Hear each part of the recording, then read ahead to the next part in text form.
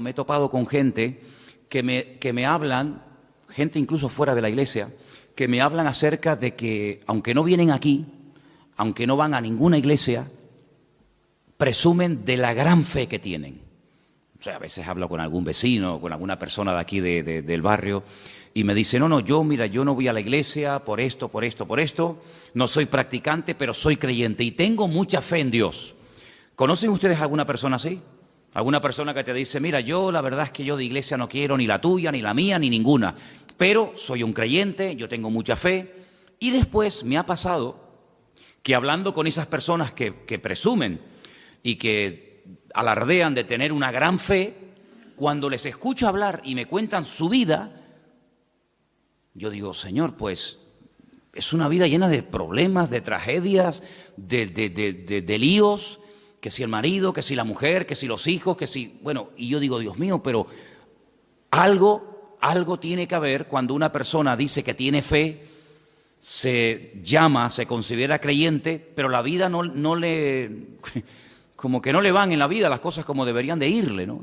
Entonces, orando al Señor, encontré un pasaje que nos pueda ayudar a todos cuando nos encontramos con alguna persona que nos dice que tiene mucha fe, que se denomina creyente, pero tú sabes que la vida de esa mujer, de ese matrimonio, de esa familia, no es una vida bendecida, no es una vida atractiva en ningún aspecto, sino que es una vida que tú dices, Dios mío, pues si esto es tener fe, vivan los ateos, como dijo el otro, ¿no?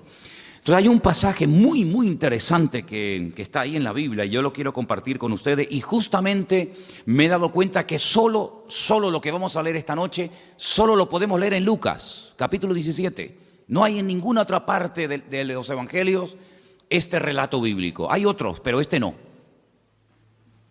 Solamente en Lucas capítulo 17, a partir del versículo 11, encontramos la historia de una sanidad a distancia. Claro, esto nos tiene que motivar muchísimo a nosotros, porque el Señor no solamente sanaba haciendo actos de presencia o tocando a una persona enferma en un momento determinado, sino que sanaba a distancia, sin necesidad de que el enfermo se acercara a Él o que Él se acercara al enfermo, sin necesidad de tocarlo, sin necesidad de imponerle las manos y bendecirlo, sin necesidad de eso. Se producían también en momentos puntuales sanidades y milagros extraordinarios. Lucas 17, versículo 11, nos habla de la historia de 10 hombres que tenían un problema en común. Seguramente eran de diferentes nacionalidades, de diferentes extractos sociales, pero todos tenían un problema en común. Y dice la historia que Jesús iba a Jerusalén y estaba pasando entre Samaria y Galilea. Y al entrar en una aldea le salieron al encuentro 10 hombres leprosos, los cuales se pararon de lejos y alzaron la voz diciendo, Jesús, Maestro, ten misericordia de nosotros. Cuando él los vio, les dijo, id, mostraos a los sacerdotes. Y aconteció que mientras iban, fueron limpiados. Entonces uno de ellos, viendo que había sido sanado, volvió glorificando a Dios a gran voz. Versículo 16. Se postró rostro en tierra a sus pies, dándole gracias, y este era samaritano. Respondiendo Jesús le dijo, ¿no son 10 los que fueron limpiados, y los 9, dónde están? No hubo quien volviese y diese gloria a Dios, sino este extranjero. Y le dijo, levántate, vete, tu fe te ha salvado. ¿Cuántos dicen amén? Vamos a orar un momentito y pedir que el Señor nos ayude a extraer verdades que contiene este pasaje, lecciones que pueden ser aplicadas a nuestro diario vivir y que podamos salir de aquí con las ideas claras y podamos salir de este lugar esta tarde dándole gloria a Dios. Señor, te damos muchas gracias por este privilegio, esta nueva oportunidad que nos brindas de estar aquí reunidos. Te pedimos, Señor, de una forma especial que ahora que vamos a escudriñar tu palabra, tú ilumines nuestro corazón, nuestra mente, nuestro entendimiento, para que podamos, Señor, disfrutar del estudio de tus sagradas escrituras y podamos aprender los principios que nos van a ayudar a vivir vidas victoriosas, vidas bendecidas, y que podamos caminar según el diseño, según el propósito tuyo en nuestra vida. Bendícenos y dirígenos en este tiempo de estudio de tu palabra, Señor. Te lo pedimos unánimemente en esta tarde, en el nombre bendito de Jesús. Amén y amén. Nadie puede dudar de que estos 10 hombres tenían fe. Nadie puede dudar de eso. Los leprosos no podían vivir en comunidad. Según la ley, los leprosos, puesto que tenían una enfermedad contagiosa, tenían que dejar, en el caso de que estuvieran casados, sus esposas, sus hijos, sus maridos, en el caso de que fueran mujeres, tenían que dejar sus negocios, sus propiedades y marcharse a lugares lejanos donde no habitara nadie, puesto que, como acabo de decir, la lepra es una enfermedad tremendamente contagiosa y destructiva. Eran personas evidentemente sin ninguna esperanza.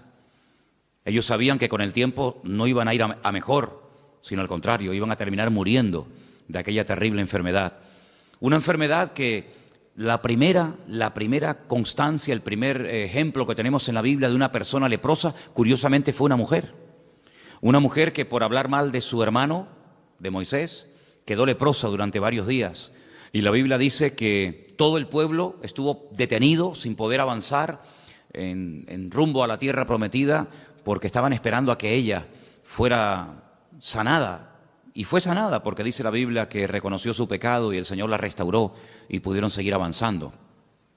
Así que ese es el primer ejemplo bíblico que tenemos de una persona que quedó leprosa. Por eso los judíos siempre asocian toda enfermedad de la piel, toda enfermedad que tenga que ver con la piel o con cuestión de la lepra, con el hablar mal, con el criticar, con el juzgar, con el quejarse, con el murmurar. Siempre en la mentalidad, en la cultura judía, toda enfermedad que tiene que ver con la piel siempre la asocian con una forma destructiva o negativa de hablar. Así como cada enfermedad tiene, digamos, el sentido, hay 5 sentidos y cada enfermedad tiene un sentido que a través de la mala utilización de ese sentido pueden venir ciertas y determinadas enfermedades. En la Biblia se relaciona el hablar mal con enfermedades cutáneas, con enfermedades de la piel, incluso la lepra. Y estos 10 hombres vivían una vida triste, una vida en la que sabían que nunca más volverían otra vez a vivir una vida normal, a dedicarse a sus negocios, a sus empresas, a la pesca, a la agricultura, a la ganadería, o a tener comunión con sus amistades o familiares. Ellos sabían que eso se acabó. No había remedio.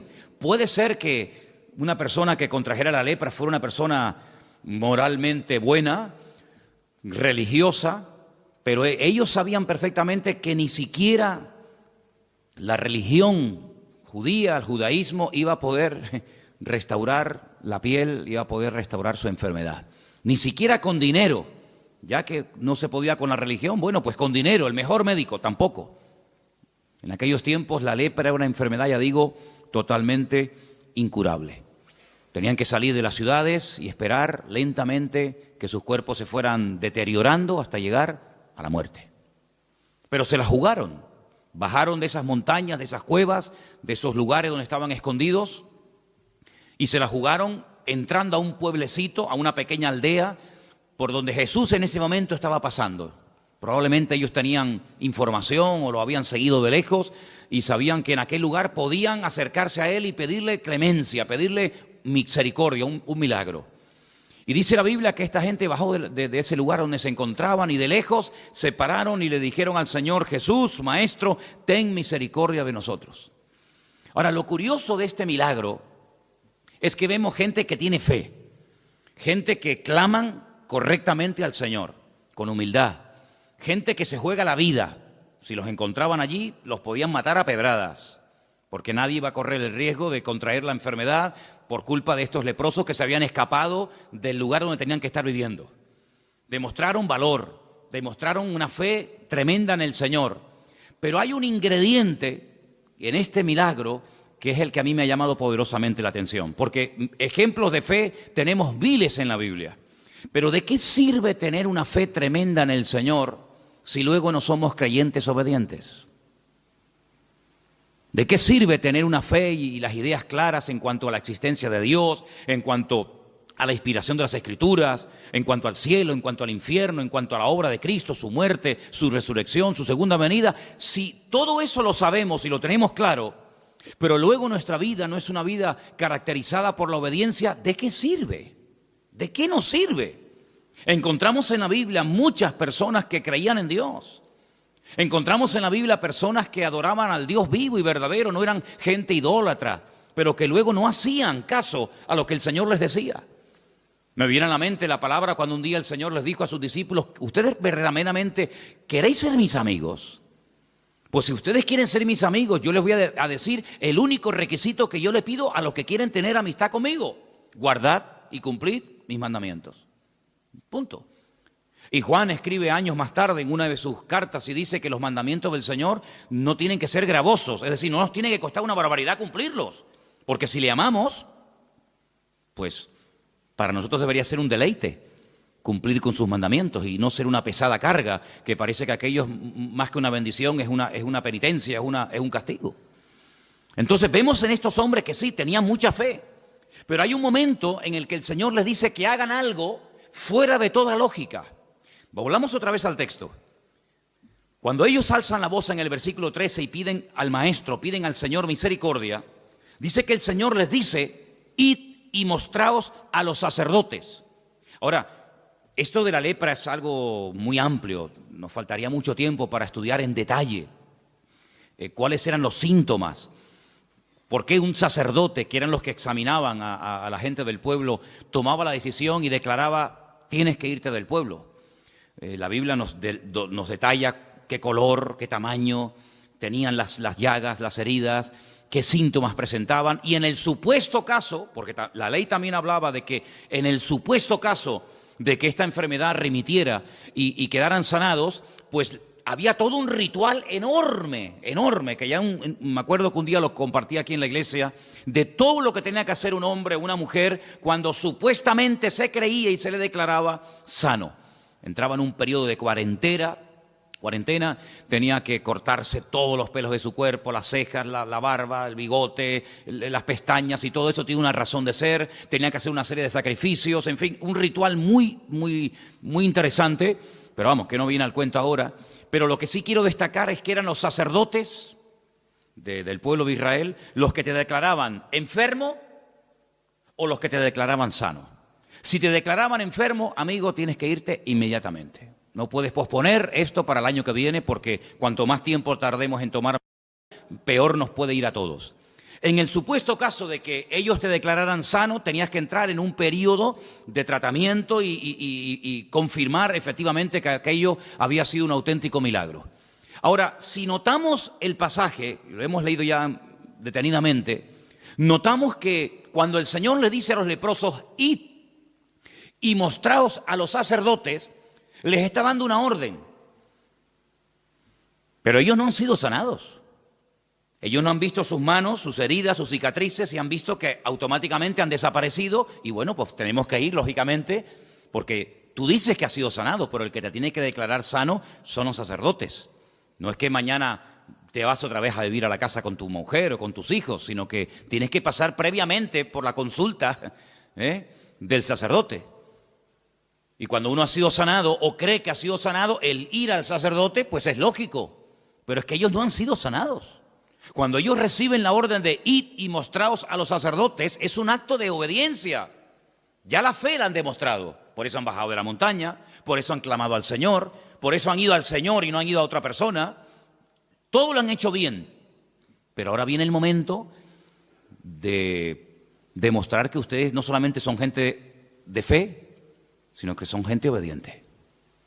Y cuando se asocia, cuando se mezcla, se junta la fe y la obediencia, amigo, cualquier cosa es posible.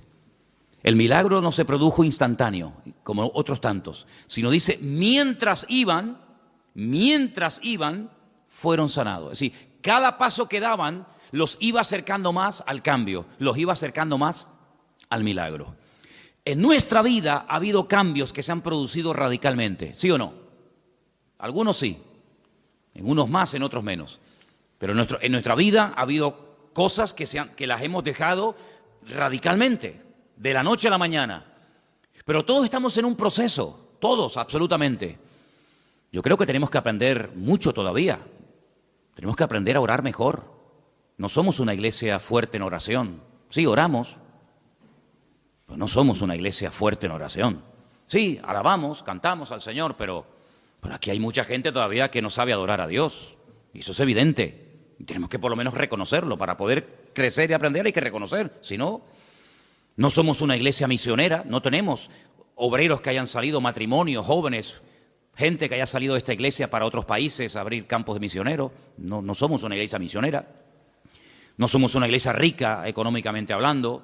Somos una iglesia que, bueno, que vamos ahí dependiendo del Señor el día a día, ¿verdad? Hay muchas cosas que tenemos que aprender. Hay mucho camino que tenemos que recorrer. Pero en ese camino se va creciendo no solamente con fe, sino con obediencia. Porque si esta gente tenía mucha fe, pero se hubieran planteado, se hubieran mirado a las caras y hubieran dicho, oye, ¿y para qué vamos a ir a Jerusalén? ¿Para qué vamos a hacer este largo viaje? Pero si es que no ha pasado nada. Mírate las manos, mírate la cara, mírate el cuerpo, mírame yo cómo estoy, si aquí no ha pasado nada. Esto es un disparate, esto es una locura, ir a Jerusalén a mostrarnos a los sacerdotes, ¿a qué? Pero en ningún momento encuentras peros. Y una vez prediqué aquí, no sé si ustedes se acordarán, un mensaje que se llamaba los peros que hay en la Biblia, que hay un montón. Has trabajado, has sufrido, has probado a los que se dicen ser apóstoles, a las habéis hallado mentirosos, pero tengo contra ti que has dejado tu primer amor. Hay un montón de peros en la Biblia, pero en esta historia ni uno. En esta historia no encuentras a uno solo, de los días a uno que dijera, oye, esto es un disparate, Esto no será un emocionalismo, ir a mostrarnos a los sacerdotes, pero vamos a esperar primeramente cambiar, vamos a esperar primeramente ver cambios significativos y entonces vamos a Jerusalén. Pero ir sin ver cambios me parece un disparate. ¿Sabes que en la vida hay creyentes que actúan así? Vamos primeramente a ver y luego vamos a actuar. Y el Señor Jesucristo una vez dijo una palabra muy interesante cuando Él dijo, bienaventurados los que creyeron sin necesidad de haber visto previamente. Por lo tanto, en nuestra vida no solamente tenemos que potenciar y utilizar la fe. La fe es un ingrediente y un elemento indispensable, hasta el punto que el Señor dice, sin fe, ya lo sabéis, lo que dice el texto, es imposible agradar a Dios. Pero no nos olvidemos de que mejor que ciertos y determinados sacrificios, mejor que ciertas y determinadas acciones, pues dice el Señor, mejor que todo eso es la obediencia. Porque cuando nosotros estudiamos en su día la vida del primer rey de Israel, de Saúl, Saúl era un creyente, Saúl no era un ateo, Saúl era creyente. Y hay momentos puntuales en los que él va a pedir consejo del profeta Samuel. Y hay momentos en los que hasta se le ve profetizando. Pasó por una persona espiritual, no lo era, pero en ese momento, bueno. Pero sin embargo, la característica fundamental de Saúl es que era un desobediente. Cuando el Señor le da la orden de ir y exterminar a Amalek, de no dejar nada, para llevárselo al pueblo, y cuando al día siguiente va Samuel y le dice, oye, pero no te dije yo que no tenías que traer ni ovejas, ni bueyes, ni nada, ¿esto qué es? Y le echa la culpa a los demás. No, es que el pueblo lo perdonó. No, el pueblo y tú lo has perdonado. Porque si el pueblo en un momento determinado cogió cosas y tú ves que las han cogido, pues para eso estás tú, para decir, no, hoy no se puede coger nada. Pero tú lo has consentido, por lo tanto eres copartícipe de la desobediencia del pueblo. Luego, viendo que por ahí no le van bien las cosas, cambia y entonces lo que dicen, bueno, es que hemos perdonado, el pueblo ha perdonado lo mejor del rebaño para presentarlo en sacrificio al Señor. Y es cuando el profeta Samuel le dice, pero mira, qué sacrificio, pero si lo que tú has hecho no tiene justificación alguna. Es decir, tú puedes presentar 20.000 sacrificios, pero sigues siendo un desobediente. Y mejor que los sacrificios es obedecer al Señor. Y vemos que es una persona que tenía un potencial tremendo, pero echó a perder su vida porque era un desobediente, no porque era un ateo, era un creyente, pero un creyente desobediente. El otro día, cuando teníamos la reunión por Skype con los hermanos de Israel, les compartí acerca del libro de Jonás. Sí, era un profeta de Dios, un profeta verdadero. Hombre, tan verdadero era que el Señor lo llama para que vaya a una ciudad a predicar la palabra, pero se niega, no quiere ir. Va al lado contrario. ¿Por qué? Porque es un profeta desobediente. Luego, incluso una persona puede estar en el ministerio, llamarse pastor, apóstol, profeta o lo que sea, y ser, en el fondo, un desobediente. Incluso hasta vimos en el libro que se enfada con el Señor cuando la ciudad se convierte. Y el Señor, lógicamente, cuando ve que se han convertido y se han arrepentido de corazón, pues los perdona. Y entonces salta Jonás y dice, ve, yo lo sabía. Yo lo sabía que tú eres un Dios misericordioso y clemente, lento para la ira, grande en misericordia, y yo sabía que los ibas a perdonar. Y está diciendo, en otras palabras, es que yo quería que los condenaras. Yo no quería que se arrepintieran y tú los perdonaras. Entonces, ¿pero qué tipo de profeta es ese? ¿Qué tipo de predicador es ese que se convierte en una ciudad entera y se enfada? Entonces, ¿qué es lo que tú querías? Pues que le viniera el palo encima. Y me llamaba la atención que cuando el Señor confronta a Pedro, en aquella conversación que tiene con él en el mar de Galilea, y le dice, Pedro, ¿tú me amas? Y le dice, sí, Señor, tú sabes que yo te amo. Y muchas veces cuando hablamos de este encuentro, de este momento de restauración, pues decimos lo que acabo de decir yo ahora. Pero es que realmente no dijo eso exactamente el Señor, sino que le dice, Pedro, hijo de Jonás. Y ahí nos damos cuenta de que el padre de Pedro se llamaba Jonás. Y lo menciona 3 veces. La primera vez que vemos que Pedro, o que el Señor menciona el nombre del padre de Pedro, como diciendo que eres hijo de Jonás. Y Jonás, sabéis que en vuestra cultura y en vuestra historia bíblica pasó a la historia como el profeta rebelde, como el profeta desobediente, como el profeta que prefirió que lo tiraran por la borda y morir ahogado antes de reconocer que estaba haciendo su voluntad y que se estaba rebelando en contra del Señor. Y que se enfada con el Señor cuando la gente cambia de vida y se convierte. Hijo de Jonás, que tú estás actuando con el espíritu de Jonás. Y cada vez que en nuestra vida hay un acto de rebeldía, cada vez que en nuestra vida, pues claro, negar la fe sería un disparate, sería una apostasía el negar la fe. Eso no lo vamos a hacer, Dios nos libre. Pero desobedecer es mucho más fácil que ser un apóstata. Porque ¿cómo voy a apostatar de la fe? ¿Cómo voy a negar a Cristo que me salvó y me redimió con su sangre? ¿Cómo voy a apostatar de la salvación? Es una cosa impensable. Pero ¿y cuántas veces hemos desobedecido, hermanos?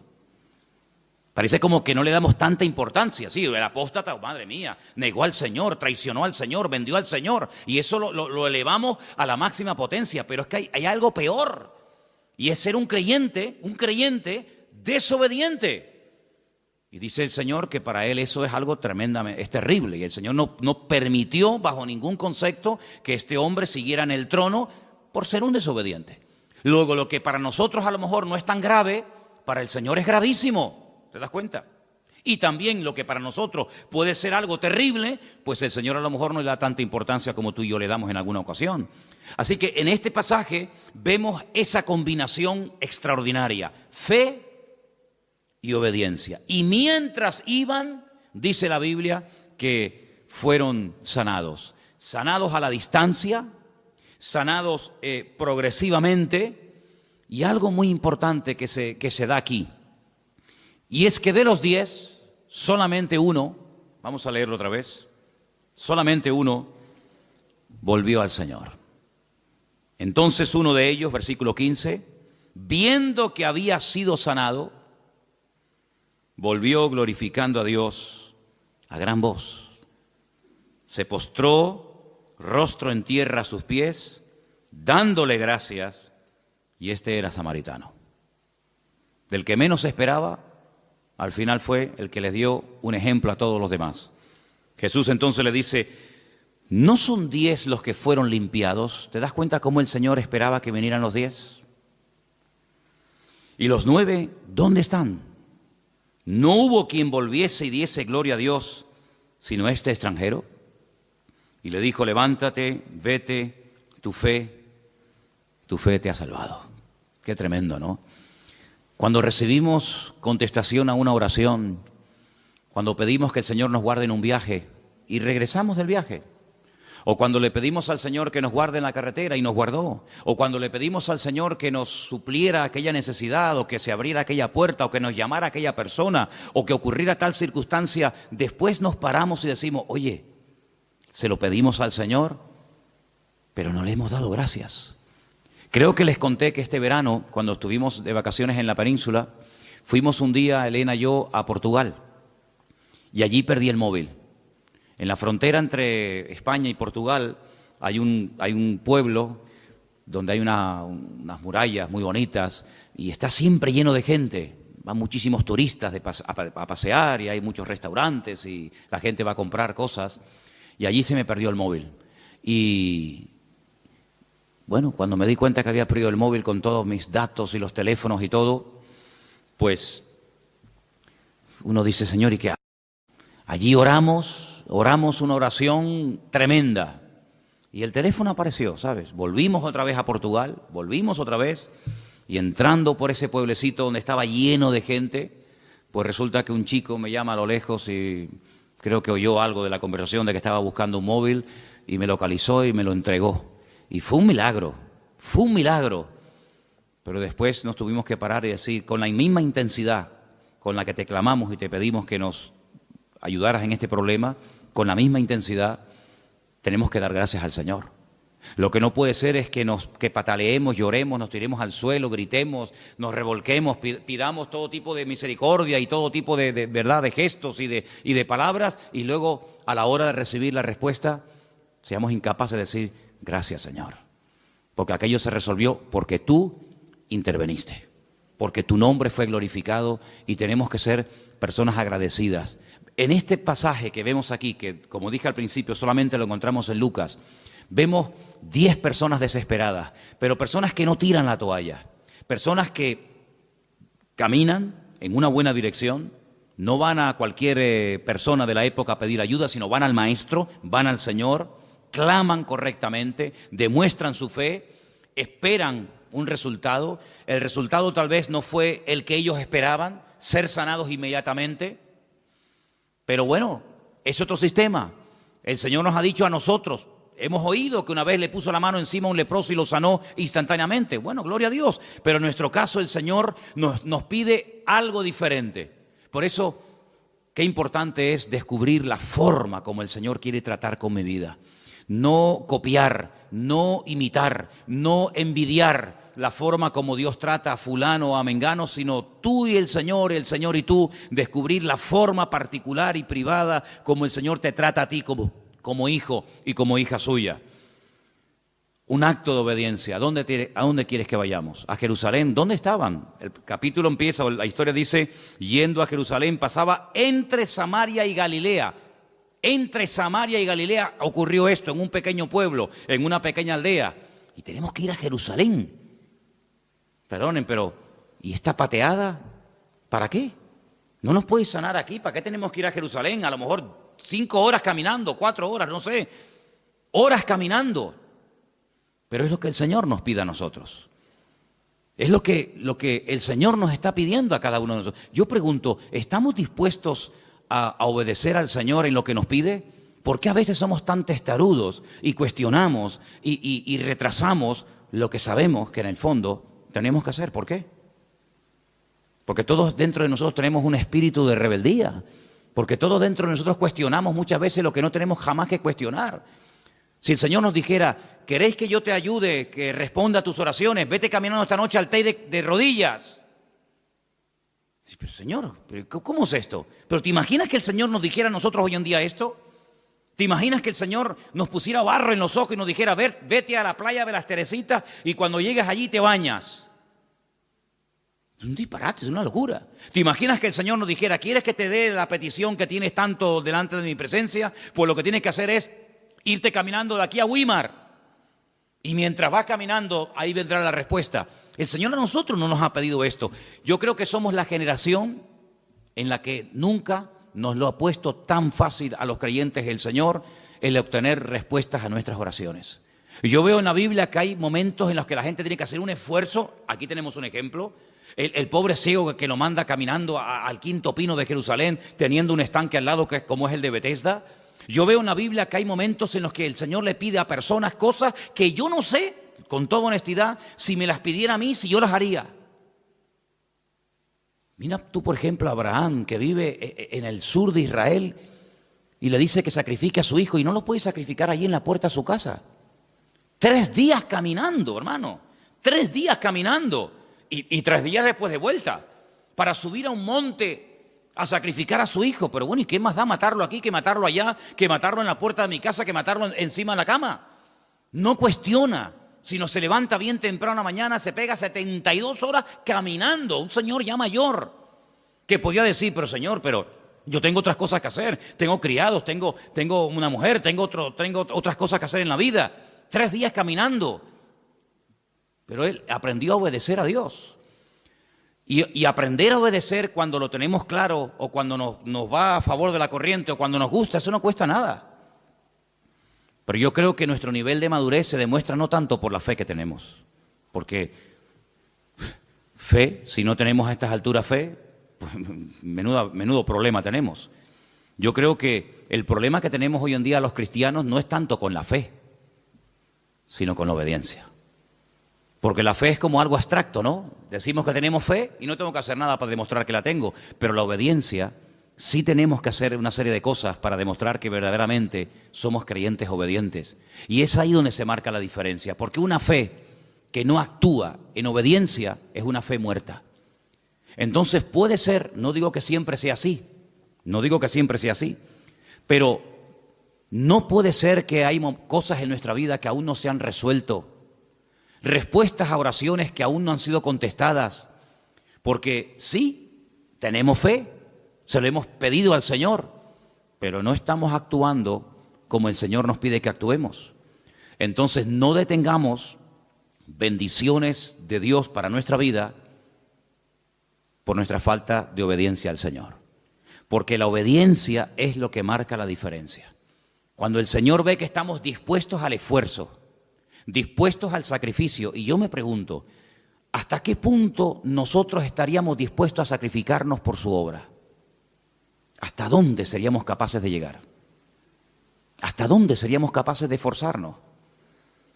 ¿Hasta dónde seríamos capaces de aguantar, de obedecer y de ir en actos de obediencia? ¿Hasta dónde?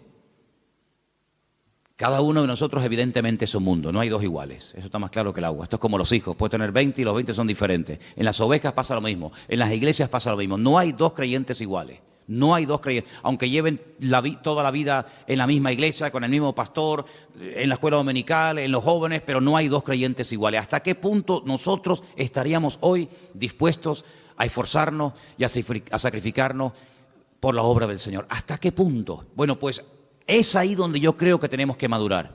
Porque si yo les pregunto, hermano, ¿ustedes tienen fe? ¿Qué responderían ustedes? Sería bueno que me respondieran. ¿Qué tal está el tema de la fe? ¿Verdad que no hay problema? Claro, ¿quién va a tener problemas con la fe? Además, ¿quién sabe cuánta tienes o cuánta no tienes? Y eso es una cosa que solamente ve el Señor. Pero ¿y la obediencia? Hermano, que mañana hay que venir a pintar a la iglesia. Ay, amigo, ¿y por qué tengo que ir yo? Hermano, mire que mañana hay que hacer tal cosa. Mire, hermano, que tenemos que echar una mano para tirar esto para adelante. Mire, hermano, que tenemos... Ay, amigo, es que es ahí, es que la fe y el cantar, gloria a Dios, y cada uno con la suya, y no pasa nada. Pero es en los actos, es en las acciones, es en el esfuerzo. Y quiero solamente terminar diciendo algo. Cuando el apóstol Pablo dejó de pastorear la iglesia de Éfeso, que ya sé que era complicada, una iglesia muy grande, una iglesia, fíjate tú lo que te voy a decir ahora. El día de la despedida, después de 2 años de arduo trabajo en la iglesia de Éfeso, dice Pablo algo así tremendo. Imagínate si yo lo dijera hoy, imagínate. Hermano, yo sé que después de mi partida entrarán en este rebaño, en esta congregación, lobos rapaces que no perdonarán al rebaño. Bueno, se entiende, no está pastor, no está Pablo, seguramente algunos aprovecharán el vacío para meterse, no, pero espérate, es que hay más. Dice, y también sé que después de mi partida, de entre vosotros, no de fuera, de entre vosotros, se levantarán lobos rapaces que no perdonarán al rebaño. Madre mía, menudo futuro. Y ahora dice Timoteo, y ahora yo me voy, pero tú te quedas.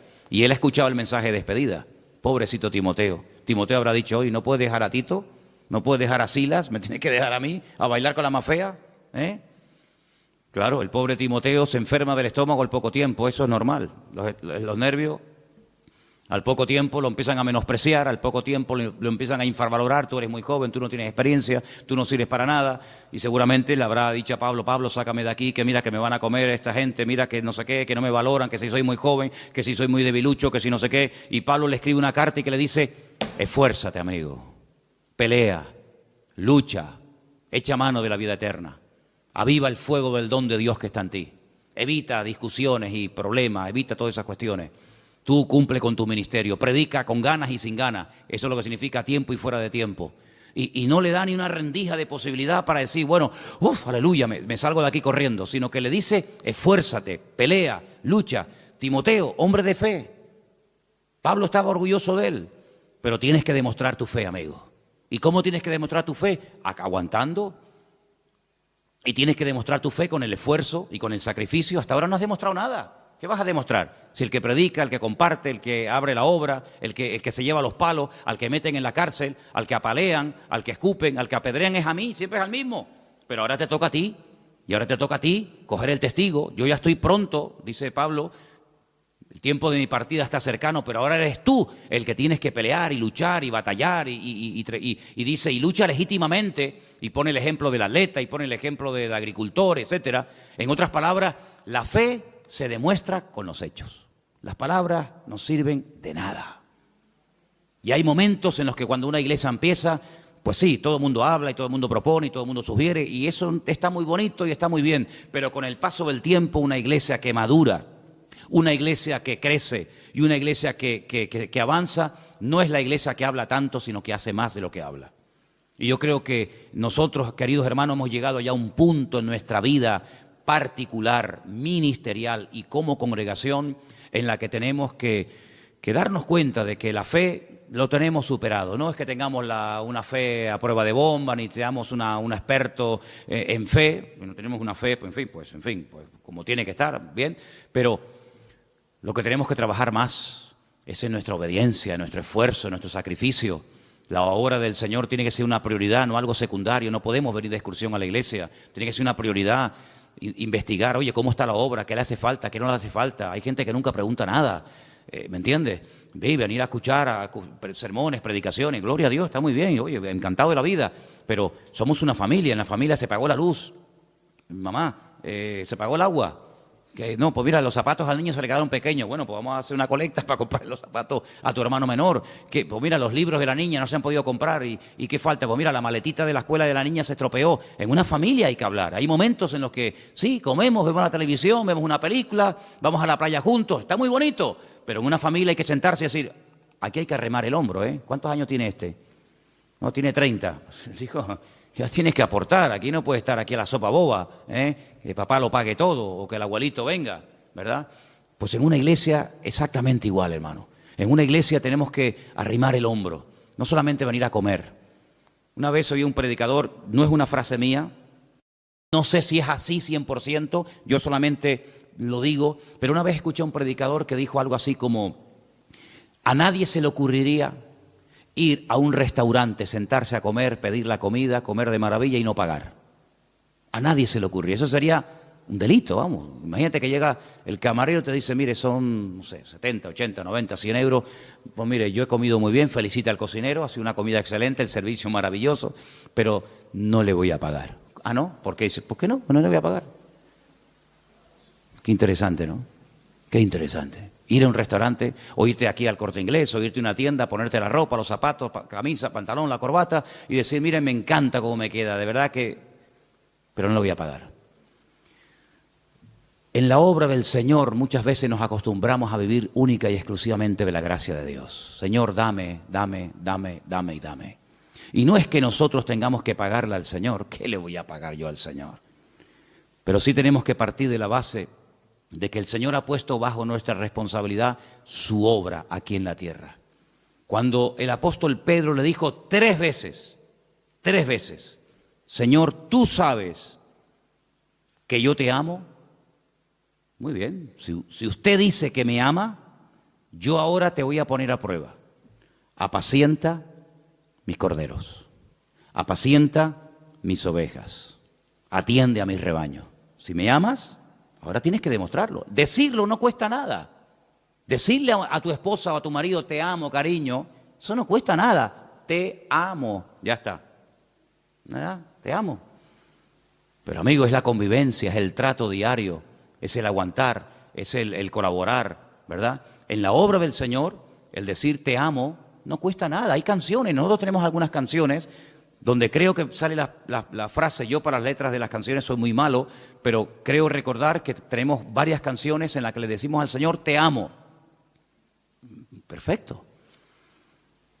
Pero no solamente hace falta expresar nuestra fe al Señor, hace falta expresar nuestra obediencia al Señor. Y es ahí donde las iglesias marcan la diferencia. Pasar de la teoría, pasar a la práctica. Y quiero ya terminar diciendo algo. Si los 10 leprosos hubieran dicho, no vemos sentido, no le veo importancia a esto de ir a Jerusalén a mostrarme a un sacerdote, ¿para qué? Esa gente, créanme, se hubieran vuelto a su cueva o a su montaña donde vivieran exactamente igual de leprosos. Pero no igual, sino peor, porque tuvieron la oportunidad de su vida y la dejaron escapar.